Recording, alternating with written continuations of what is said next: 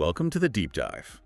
Today we're kicking things off with, well, something that sounds almost ordinary, maybe even a bit quirky. A legal fight over dog food. Yeah, not just any dog food, right? Prescription dog food. Exactly, and you wouldn't think a consumer complaint like that would climb all the way up the legal ladder. But it did, right to the Supreme Court. And in doing so, it actually unearthed some really fundamental questions about our justice system. Specifically, where a lawsuit should actually be heard. It's a great case study. So we're diving into a Supreme Court decision from January 15th, 2025. This came out of their October 2024 term. The case is Royal Canin, USA, Inc. et al. Wullschleger et al. And like you said, it's not really about the dog food itself. No, not the ingredients or anything. It's about this critical point of legal procedure, federal court versus state court. And maybe more interestingly, how much power a plaintiff, the person suing, has to pick the location, even if they kind of change their strategy partway through. It's about controlling the battlefield, essentially. Right. So our mission today, we want to unpack this whole idea of federal and state court jurisdiction. Why does this specific decision matter? And hopefully give you that aha moment about these unseen procedural rules that can really dictate how a legal fight unfolds. Especially when someone changes their mind midstream. Yeah, get ready. It's a bit of a legal tug-of-war involving consumer rights, big company arguments, and the basic rules of how our courts work. And it really boils down to this core tension. Plaintiff wants state court, defendant pulls it into federal court, then the plaintiff tries to push it back. What gives? That's what the court had to figure out. Okay, let's start with the story itself. Anastasia Wullschleger. She's the consumer here. Right. She bought Royal Canin dog food. It's marketed as needing a vet's prescription, and it definitely comes with a premium price tag. Implying it's special, medically necessary, perhaps? Exactly. She believed it had some kind of medication, something to justify that extra cost. Yeah. But according to her lawsuit, it was basically just regular dog food. Yeah, sold at that higher price mainly to, fool consumers, according to the allegations. Okay, so deceptive marketing is the claim. Pretty much. So Wullschleger sued Royal Canin. She filed her lawsuit initially in a Missouri state court. Makes sense. Local issue, state court. Her complaint listed various state law claims, things under the Missouri Merchandising Practices Act, state antitrust law, that sort of thing. But here's the kicker. Oh, there's always a kicker. She also included claims based on federal law. Specifically, she alleged violations of the Federal Food, Drug, and Cosmetic Act, the FDCA. Okay, so she brought in the feds, so to speak, even though she started in state court. Right, and that decision, including that federal claim, opened a door for Royal Canin. Yes, the removal door. So removal is a key concept here. Basically, if a plaintiff files a case in state court, but their complaint includes a claim that arises under federal law, like the FDCA claim here, the defendant generally has the right to remove the entire case to federal court. Why would they do that? Well, sometimes defendants prefer federal court. Maybe the procedures seem more favorable, or they think federal judges might be better versed in complex federal laws. The point is, the federal court has original jurisdiction over that federal claim. Original jurisdiction? Yeah. Meaning they have the power to hear it from the start. Exactly. And once the federal court has the case, because of that federal claim, it can often keep the related state claims too. That's called supplemental jurisdiction. It's like the federal court saying, well, since the main issue is federal and we're dealing with that, we might as well handle these connected state issues at the same time. Saves time, avoids splitting the case. So Royal Canin saw the federal FDCA claim and said, great, let's move this whole thing to federal court. Precisely. They exercised their right of removal. But Anastasia Wullschleger, she didn't want to be in federal court. Maybe she preferred the state court procedures or thought a local jury would be more sympathetic. So she made a counter move, and this is where it gets really interesting. She changed her complaint. She amended her complaint. Strategically. She went through and deleted every single mention of federal law. Poof, gone, leaving only her Missouri state law claims.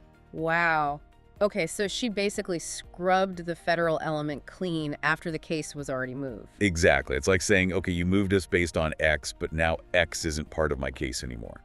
So with this new purely state law complaint, what did she do next? She went back to the federal district court and asked them to remand the case, basically, send it back down to the Missouri State Court where she started. Makes sense. If the federal hook is gone, why stay in federal court? Well, the district court actually said no at first. They decided to keep the case. Oh, interesting. But then Wullschleger appealed, and the Eighth Circuit Court of Appeals disagreed with the district court. The Eighth Circuit said, nope, the case must go back to state court now that the federal claims are gone. And that's the disagreement that sends a case to the Supreme Court. Precisely. It created what's called a circuit split. Different federal appellate courts in different parts of the country had reached opposite conclusions on this exact same question. Yeah, when the circuit split, the Supreme Court often steps in to provide one uniform rule for the whole country.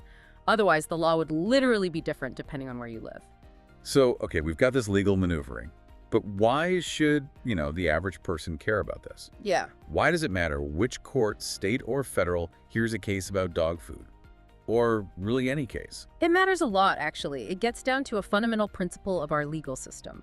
Federal courts are courts of limited jurisdiction. Limited jurisdiction, meaning? Meaning they can't just hear any case that comes along. Unlike state courts, which are generally courts of, general jurisdiction, they can hear almost anything federal courts need specific authorization. Think of them like specialists. They can only handle cases that Congress or the Constitution specifically says they can handle. So like cases involving federal laws or disputes between citizens of different states, things like that. Exactly. If a federal court doesn't have that specific authorization, it simply lacks the power, the jurisdiction, to decide the case. It has to dismiss it, or in a removal situation like this, potentially send it back to state court. And for someone involved in a lawsuit, the difference between state and federal court can be huge, right? Different rules, different judges, maybe different jury pools. Absolutely. The procedures can be different, the timelines, the way discovery works. Choosing the forum or having it chosen for you can really impact the whole dynamic of the case. So one main way a federal court gets jurisdiction is this federal question jurisdiction you mentioned. Right. That's for cases that arise under federal law. The plaintiff's claim itself has to be based on the Constitution or a federal statute, like the FDCA in the Wullschleger case initially. And you said jurisdiction is usually based on the plaintiff's well-pleaded complaint. Yes, generally speaking. The court looks at the claims the plaintiff actually asserts in their official complaint document. It's not usually about defenses the defendant might raise later on. The plaintiff is often called the master of the complaint. They choose the claims. Okay, and if they do choose a federal claim, the federal court gets jurisdiction, and then it can also bring in related state claims using supplemental jurisdiction. Correct. Section 1367 is the statute that governs that. If the federal court has valid jurisdiction over at least one claim, the anchor claim, it can exercise supplemental jurisdiction over other claims in the same lawsuit that are so related they form part of the same basic controversy. Same common nucleus of operative fact is the legal phrase. Like the federal court inviting the state claims to the party because they're all connected. That's a good way to put it. It promotes efficiency. But this brings us right back to Wullschleger's move. She amends her complaint, gets rid of the federal anchor claim after the case is already in federal court. Does her mastery of the complaint extend that far? Can she effectively pull the plug on federal jurisdiction after the fact? That was the multi-million-dollar question, procedurally speaking. And the Supreme Court's answer, building on some earlier precedents, was a clear yes. They emphasized that when a plaintiff files an amended complaint, that new complaint supersedes the old one. It becomes the operative document. Like hitting saves on a document. The latest version is the one that counts. Pretty much. And if that latest version doesn't contain any basis for federal jurisdiction, if the federal question is gone, then the court has to reevaluate its power based on that current document. The plaintiff's mastery extends to shaping the case through amendments, which can indeed affect jurisdiction. Okay, so the stage is set, circuit split, fundamental questions about jurisdiction. How did the Supreme Court, all 9 justices, decide this? It was unanimous, right? Justice Kagan wrote the opinion. That's right, unanimous. And the holding was quite clear-cut. The court held that when a plaintiff amends their complaint after removal to federal court, and that amendment eliminates all the federal claims that formed the basis for a removal, well, the federal court then loses supplemental jurisdiction over the remaining state law claims. And what happens then? The case must be remanded back to state court. The federal court doesn't have discretion to just keep it based on the old complaint. So the jurisdiction really does follow the current operative complaint. What was their main reasoning? Did they point straight to that supplemental jurisdiction law, Section 1367? They did. Justice Kagan pointed out that the text of Section 1367 makes absolutely no distinction between cases that start in federal court versus cases that are removed there from state court. The rules for supplemental jurisdiction are the same in both scenarios. Okay, that seems logical. And they relied heavily on a previous case, Rockwell International Corp v. United States from 2007. In Rockwell, which dealt with a case originally filed in federal court, the court had already said that when determining jurisdiction, courts look to the amended complaint. So if you start in federal court and then you amend your complaint to remove the federal claims, jurisdiction is lost. Exactly. And the Royal Canin court said, look, if that's the rule for cases starting in federal court, and Section 1367 treats original and removed cases the same way for supplemental jurisdiction, then the same rule must apply to removed cases like Wullschleger's. So when Wullschleger amended her complaint and removed the FDCA claim, the state law claims were left hanging, essentially. They became supplemental to nothing, as the court put it. Supplemental to nothing. I like that. There's no federal anchor left. Precisely. Without that anchor federal claim providing original jurisdiction, there's no basis under Section 1367 for the federal court to keep hearing the purely state law claims. No anchor, no supplemental jurisdiction. The power evaporates. It sounds like a very clean text-based ruling. It is. And it aligns with other procedural rules where amended complaints can change things like adding or dropping parties can affect diversity jurisdiction, for example. Jurisdiction generally follows the operative pleading. Did the court have to address any conflicting ideas from past cases? I think you mentioned some earlier statements suggesting courts could keep cases like this. Yes, they did address that.